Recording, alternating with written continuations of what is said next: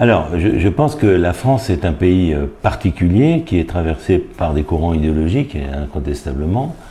Il y a bien sûr des positions religieuses ou des positions idéologiques qui limitent, si vous voulez, qui fait qu'il y a des gens qui ne sont pas du tout pour la fécondation in vitro et a fortiori pour tous les développements de la fécondation in vitro. Est-ce à dire que tout doit être fait? Tout ce qui est possible doit être fait? Je ne le pense pas. Et donc il faut à chaque fois revenir sur une question fondamentale qui est: est-ce que telle ou telle méthode peut être délétère pour quelqu'un? Pour moi, c'est la clé. Est-ce que de vouloir un enfant avec ceci, cela, c'est délétère pour l'enfant? De le programmer avec telle ou telle image? Je réponds oui.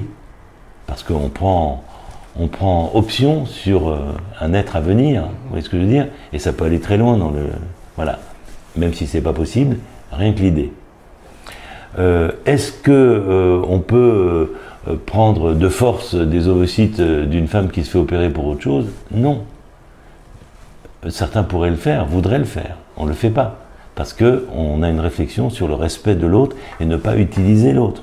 C'est pour ça que personnellement, je ne suis pas du tout favorable à ce qu'on appelle la gestation pour autrui.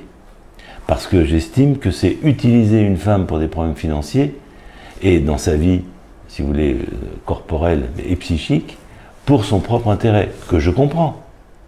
Mais je préfère développer la greffe d'utérus. Voilà. Donc à chaque fois, si vous voulez, c'est essayer de comprendre qu'il faut avancer dans le programme, mais il faut aussi des limites. Je ne suis pas contre les limites, à part qu'il faut qu'elles soient justifiées.